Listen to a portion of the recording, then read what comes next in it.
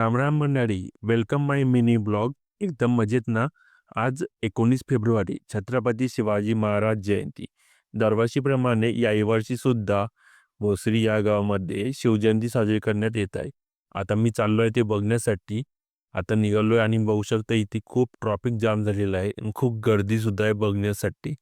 आता मी स्मारकजवळ पोहोचलो आहे. इथेच शिवाजी महाराजांचं स्मारक आहे आणि त्या साईडलाच डीजेचा खूप माहोल सुद्धा सुरू आहे.